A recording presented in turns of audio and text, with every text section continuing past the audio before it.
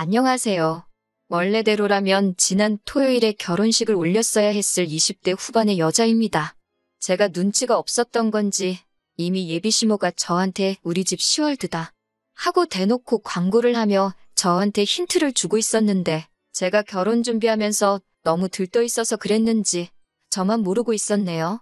지난 추석에 있던 어이없는 일로 결혼식 한 달 앞두고 뒤집어 엎어버린 제 이야기를 해보도록 하겠습니다.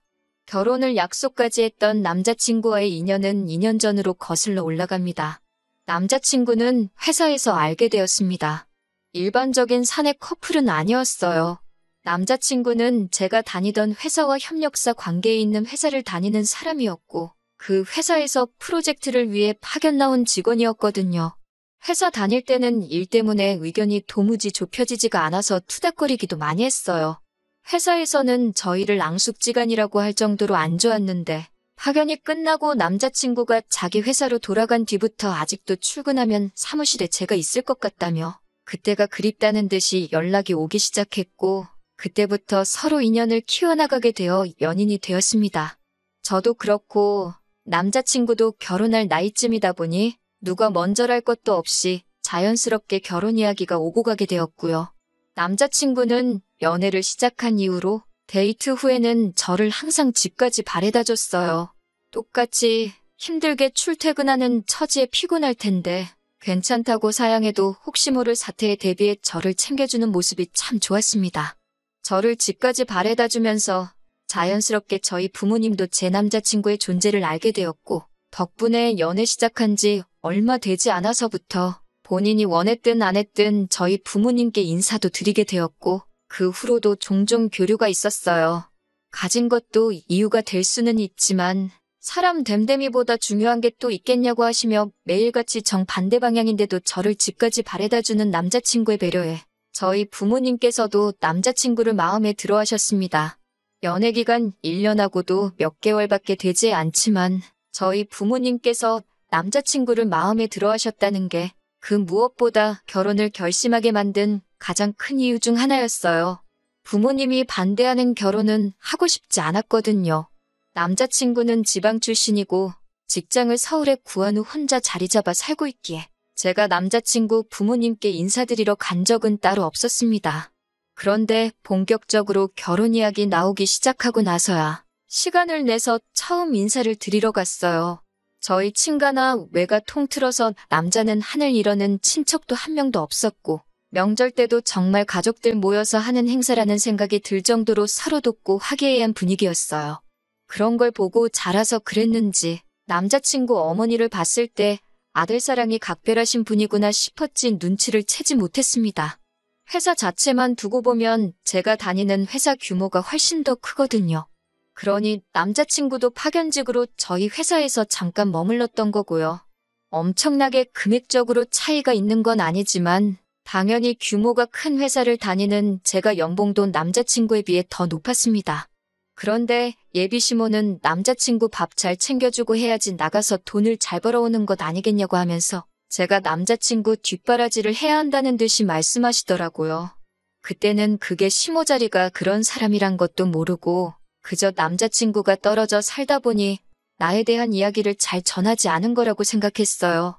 그래서 제가 예비시모한테 제 수입이 남자친구보다 더 많고 회사도 훨씬 안정적인 곳이다 보니 아마 결혼 후에도 맞벌이 생활을 유지할 것 같고 경우에 따라서는 수입이 많은 제가 일을 계속하고 남자친구가 전업을 하는 게 정황상 더 맞지 않겠냐고 말했어요. 저는 이 말에 제가 돈 얼마 더 번다고 비꼬려고 했던 생각은 하나도 없었고 정말 현실적인 말을 전한 거였거든요. 그런데 돌이켜 생각해보니 아마 이때부터 예비시모랑 저랑 어긋나기 시작했던 것 같네요. 예비시모가 조금 흠칫하는 것 같았는데 남자친구가 중간에 껴들면서 분위기를 환기시켰어요. 첫 인사 자리인데 벌써부터 돈 이야기를 하느냐고. 그런 건 결혼 준비하면서 하나씩 차근차근 이야기하면 되지 않겠냐고 하면서 인사하러 온 자리니까 심각한 이야기 나누지 말자고 하면서 말이죠. 저는 딱히 심각한 이야기라고 생각하지는 않았습니다. 사실을 전하는 게 잘못된 건 아니라고 생각했으니까요. 아무튼 예비시모는 부모님은 뭐 하시냐, 노후 준비는 다 되었느냐 같은 일반적인 질문을 해왔습니다. 회사에 입사할 당시에도 면접 질문이 이렇게 쉬지 않고 나온 적이 없었는데 며느리 자리 면접 보는 기분이었습니다. 그러다가 예비시모도 질문할 게 다 떨어졌는지 한동안은 정막만 맴돌고 있었어요. 식사도 끝났는데 예비시모는 아무 말도 못하고 안절부절하고만 있길래 더 하실 말씀이 있으신 건가 하고 자리를 바꾸겠냐 물어봤어요. 밥도 다 먹은 식당에서 이러고 있는 것보다 차라도 한잔하면서 여유롭게 대화를 나누는 게 좋다고 생각했거든요. 그런데 예비시모는 저한테 여기 있어야 한다고 하면서 제 신우될 사람이 이쪽으로 오기로 했는데 차가 막히는 것 같다고 말해주더라고요. 예비신우 만나는 건 남자친구도 저한테 말해준 적이 없고 예정에도 없던 일이라서 당황스러웠지만 어차피 먼 길 내려왔는데 내려온 김에 한 번에 만나고 가는 것도 방법이겠구나 싶었어요. 예약한 식당에 어머님 옆으로 테이블 세팅이 하나 더 되어 있던 게 저는 예약할 때 미스가 있었구나 했는데 알고 보니 예비신우가 처음부터 동석할 계획이었나 봐요. 저희가 자리를 바꿔버리면 신우가 헤매게 될 테니 신우가 올 때까지 기다려야 한다는 겁니다. 솔직히 좀 어이는 없었어요. 그래도 결혼하면 한 가족이 될 사람인데 약속 시간 하나 제대로 못 지켜서 늦는다는 게 말이 안 된다고 생각했습니다. 5분, 10분 늦는 거면 차가 막혔다는 핑계가 먹히겠는데 식사가 다 끝날 때까지 안 나타난다는 건 차가 막히는 게 아니라 진짜 무슨 큰일이 있거나 아니면 애초부터 약속 시간을 중요하게 생각하지 않는 사람인 거잖아요. 식당에서도 다 먹었는데 자리를 안 비키고 있으니 괜히 와서 테이블을 치워주겠다. 테이블 한번 닦겠다 하면서 빨리 좀 가라는 듯이 눈치를 주더라고요. 그렇게 기다리고 있으니 예비신우가 드디어 식당 안으로 들어왔습니다. 늦었다고 허둥대는 것도 없이 아주 문 열고 들어와서도 두리번거리다가 천천히 걸어오더라고요. 공들여한 것 같은 화장만큼 머리도 한껏 손질되어 있었고 선글라스 쓰고 옷도 쫙 빼입은 게 저를 처음 본다고 멋을 부리고 온 건지 아니면 평소에도 저렇게 멋을 부리고 다니는 사람인지는 모르겠지만 저렇게 쫙 빼입고 준비할 시간에 그냥 출발했으면 밥도 같이 먹고 식당에서 우리가 눈칫밥 먹을 일도 없겠다 싶었습니다. 예비신우가 자기소개를 하는데 이름만 들어도 알만한 국내 대기업을 다니고 있더라고요. 그제서야 제가 오해를 했구나 하는 생각이 들었습니다. 예비신우도 남자친구처럼 혼자 독립해 나와 따로 살고 있는데 저 때문에 일부러 쉬는 날에 먼 길 온 거였는데 진짜로 차가 막혀서 늦은 건데 제가 오해했구나 생각했어요. 그래서 예비신우한테 수원에서 여기까지 운전해서 오시느라 힘드셨겠다고 했어요. 그런데 예비신우가 수원, 웬 갑자기 수원 타령이래. 이러면서 자기는 여기 근처에서 살고 있다고 말을 하더라고요. 그러고는 앞뒤 다 잘라먹고 저한테 월급 관리는 어떻게 하고 있냐고 묻더라고요. 자기한테 재무설계 좀 받아보라고요. 보험하시는 분들이 나쁘다고 하는 말은 아니지만 자리가 결혼을 앞두고 처음 시어머니 될 분에게 인사드리러 온 자리였던 만큼 경우라는 게 있는데 조금 그렇더라고요. 약속에도 없던 예비신우가 이 자리까지 굳이 참석한 이유가 저한테 궁금한 게 있던 것도 아니고 인사를 하러 온 것도 아니라 단지 저한테 재무설계를 해준답시고 생명보험 가입을 권유하러 나왔다는 게 믿기지가 않았습니다. 대기업 다닌다고 한 자기소개 또한 그 회사를 달리 다니고 있던 게 아니었네요. 제가 아무리 눈치가 없어도 예비신우 행동은 누가 봐도 무례한 행동이었습니다. 가입할 생각도 없었고 더 이야기 들을 가치도 없다고 생각해서 그 자리에서 딱 예비신우의 말을 잘랐어요. 저는 재무설계 받을 생각도 없고 당장 보험도 들고 싶은 게 없으니 그만 말하셔도 될 것 같다고 그쪽 일을 하시는 것 같으니 나중에라도 제가 도움이 필요한 일이 생기면 그때 연락을 드리겠다 하고 딱 잘라버렸죠. 남자친구 차 타고 서울로 돌아가는 길에 남자친구도 누나가 오는 건 자기도 몰랐다고 잡아떼더라고요. 온다는 말에 설마 했는데 진짜로 거기까지 와서 저한테 보험을 팔려고 할 줄은 몰랐다고 슬쩍 신우의 행동을 비난하면서 사과를 하는데 다른 사람도 아니고 자기 누나가 그 자리에 오는 걸 몰랐다고 하는 말이 조금 의아하긴 했습니다. 예비시모가 그랬던 건 솔직히 아들 가진 부모님들, 특히 어머니가 아들 사랑 끔찍하다는 건 알고 있으니까 그러려니 했고 사실 그땐 예비시모 행동에 악의가 담겨 있을 거라고는 상상도 못했거든요. 며느리 될 사람 처음 만나는 자리부터 잡들이를 하려고 나오는 사람이 세상에 어디 있겠어요? 아무튼 여차저차 그렇게 첫 만남이 끝나고 나서 시간은 흘러갔죠. 그리고 양가 상견례 날짜가 잡히게 되었어요. 장소는 남자친구 본가에서 예비시부모가 수배해 놓는다 했습니다. 거리가 꽤나 되다 보니 사실 양가의 중간 어디쯤에서 만나는 방법도 있었지만 거리가 거리이니만큼 남자친구가 자기 차로 모시겠다고 했고 저희 부모님도 그럼 오랜만에 좋은 공기도 쐴겸해서 다녀와도 좋겠다고 하시기에 그렇게 하기로 했어요. 그런데 상견례 장소라고 도착을 하고 나니 저는 주차장에서부터 경악을 금치 않을 수가 없었습니다. 도착한 곳이 동네에 있는 곱창구이 집이었거든요. 설마 했어요. 주차장만 공유하고 건물 안에 따로 적당한 장소가 있는 줄만 알았습니다. 남자친구 따라 들어가니 곱창구이 집 안에 이미 시부모님이 자리 잡고 앉아서 저희를 기다리고 계시더군요. 조용하게 방이 따로 있는 것도 아니고 그냥 시끌벅적한 평범한 곱창구이 집이었습니다. 자리에 앉으니 예비시모가 한다는 말이 상견례도 결혼식도 따지고 보면 허례허식 아니겠냐고 괜히 폼 잡는다고 맛도 없는 한정식집 같은 데서 만날 바에야 평소에 좋아하고 먹고 싶은 거 먹는 게 최고 아니겠냐면서 이 집이 그래도 동네에서 소문난 맛집이라고 설명을 해주더라고요. 저희 부모님도 당황하신 듯해 보였지만 듣고 보니 그 말도 맞다면서 그냥 웃어 넘겨주셨어요.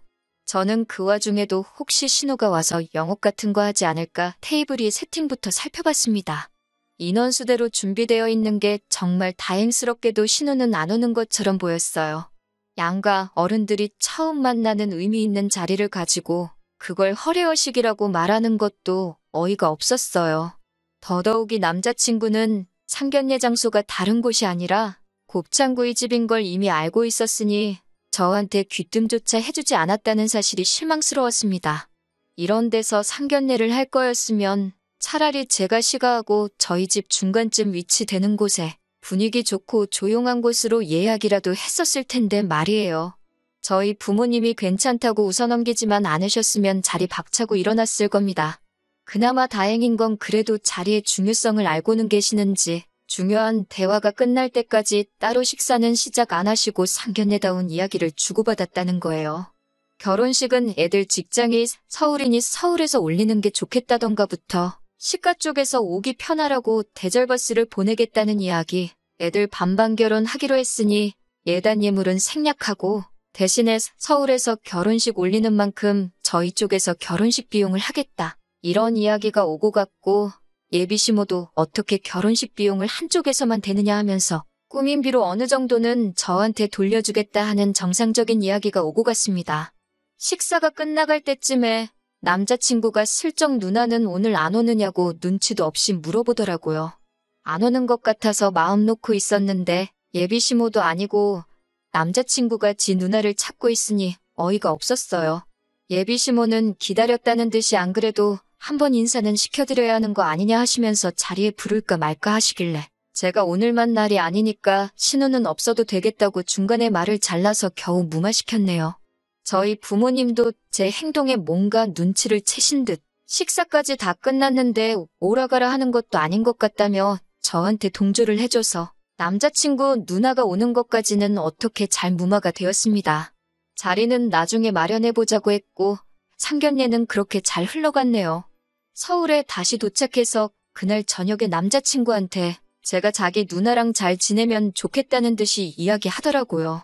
시자 들어간다고 벌써부터 그렇게 싫어하는 티를 낼 필요가 있느냐며 뭐라고 하는데 너네 누나가 첫 만남에 나한테 보험가 있거니만 안 했어도 나도 그렇게 행동하지 않았을 거다 말하니 저보고 너무 그 사람이 하는 일을 가지고 사람 됨됨이를 평가하는 건 나쁜 버릇이라고 저를 가르치려고 하더라고요.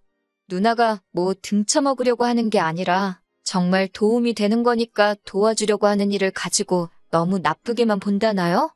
이제 한 가족인데 자기 얼굴 봐서라도 한두 개쯤 가입하는 거 어려운 일 아니지 않느냐고 하는 거예요. 한두 개쯤 들어줄 수 있지요. 그런데 제가 어머님 처음 만나는 자리라든지 양가 어른들 처음 만나는 자리에서 영업하게 두는 게 맞는 행동이냐고 따지니 더 말은 못하더라고요. 나중에 따로 자리를 만들자고 했으니 그때 이야기하는 게 좋겠고, 솔직히 가족이 된다는 이유로 필요도 없는 거 가입하라고 강요하는 거 저는 원치 않는다고 다시 강조를 했더니 기분이 나쁘다는 듯이 툴툴대면서 누나 이야기는 이제 그만하자고 알아서 대화를 잘라주더라고요. 상견례 이후로 별다른 일도 없었고 결혼 준비도 다 마무리가 되었습니다. 그리고 정말 결혼식만 앞두고 있었어요. 그런데 얼마 전 추석에 기어이 일이 벌어지고 말았습니다. 예비시댁의 연휴 중에 한 번은 찾아가야 되나 말아야 되나 고민이 되었습니다. 마음 한편에서는 왠지 과일 바구니라도 하나 들고 시댁을 찾아뵈야 하는가 하는 의무감이 들기는 했는데, 솔직히 같은 서울에라도 있다면 생각이라도 해봤겠지만 차로 몇 시간을 가야 하는데 엄두도 나질 않았어요. 게다가 어떻게 보면 결혼하기 전 맞게 된 마지막 명절인데 막내딸로 부모님 앞에 어리광 부릴 수 있는 마지막 기회인 것 같아 그냥 이번 추석에는 집에서 가족들과 함께 보내며 쉬어야겠다는 생각을 하고 있었습니다. 그런데 명절 연휴 시작하자마자 남자친구가 저희 집 앞이라고 연락이 왔습니다. 속으로 엄청 뜨끔했죠. 이미 연휴 시작 전부터 어떻게든 안 갈 궁리를 하고 있었는데 생각도 못한 남자친구가 이렇게 찾아왔으니까요. 그래서 집에서 편하게 있고 있던 상태로 나가서 남자친구를 마중 나갔는데 남자친구가 놀라면서 저한테 복장이 그게 뭐냐고 뭐라고 하더라고요. 집에서 있는데 뭐 차려입고 있어야 되냐고 했더니 그 옷 입고 지금 자기 부모님한테 갈 거냐고 물어보는 겁니다. 남자친구는 명절이라고 우리 집에 인사드리러 온 게 아니었던 거예요. 저를 예비시가에 데려가려고 찾아온 거였던 거죠. 사전에 저한테 미리 물어보지도 않고 지 멋대로 지금 뭐 하는 거냐고 한마디 했더니 명절인데 며느리가 당연히 가야 되는 거 아니냐고 하더군요. 아직 결혼식에 한 달이나 남았는데 왜 내가 벌써부터 며느리냐고 한마디 했습니다. 솔직히 찾아뵙는 거 어려운 일도 아니고 제 스스로 찾아뵐 생각도 갖고 있었는데 저렇게 나오니까 정말 더더욱 가야 할 이유를 못 느끼겠더라고요. 그런데 남자친구가 오히려 저한테 큰 소리를 치는 겁니다. 저보고 웃긴다고 하네요. 며느리도 생겼고 추석이기도 해서 시가 친척들이 다 시댁으로 향하고 있는데 주인공인 제가 빠지면 어떡하냐는 거예요. 그러면서 한다는 말이 제가 빠지면 우리 엄마 체면도 말이 아니고 온 가족들 음식 준비도 우리 엄마 혼자서 해야 하는 거 아니냐고. 벌써부터 시댁 행사 빠질 생각 하지 말고 시간 줄 테니 저보고 빨리 준비하고 나오라는 겁니다. 그 말을 들으니 상견례 날 저보고 신혼 무시하지 말라고 했던 말부터 지금 막무가내로 제가 오히려 예비시모 일 시키려고 일부러 저런다는 듯이 말하는 것까지 여태껏 결혼 날짜 잡기 위해서 남자친구가 그동안 제 눈치 보면서 편들어주는 척을 한 거지. 무슨 일에 있어서건 저보다 자기 가족을 먼저 챙길 사람이라는 생각이 들더라고요. 그래서 내가 왜 벌써부터 너네 집 며느리냐고 너네 가족 음식은 너가 가서 챙기라고 한마디 했어요. 아직 결혼식도 안 올렸는데 벌써부터 며느리 신문으로 타는 거 강요하는 거 보면 안 봐도 답이 나온다고 결혼도 다시 생각해봐야겠다고 하고 뒤도 안 돌아보고 집으로 돌아왔습니다. 저희 부모님 눈치는 보는 건지 따라 들어오지는 못하고 제 전화기에 불이 나도록 전화를 하더군요. 마지못해 전화를 받으니 쩔쩔매면서 자기 본심이 아니라며 미안하다고 사과를 하더라고요.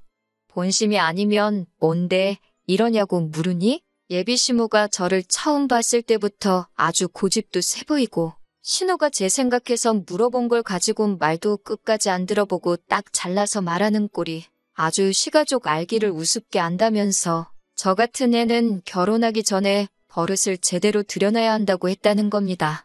아주 제 길을 죽여놓고 확 잡아놔야지 앞으로 결혼하면 자기가 편하다고 했다는 거예요. 그런 걸 시키는 예비시모도 그리고 그걸 또 시킨다고 실행에 옮기고 있는 남자친구도 어이가 없고 정이 떨어지더라고요. 그리고 그걸 지금 제 마음 돌려놓겠다고 사과랍시고 하고 있는 꼴을 보니 더 길게 생각할 것도 없더라고요.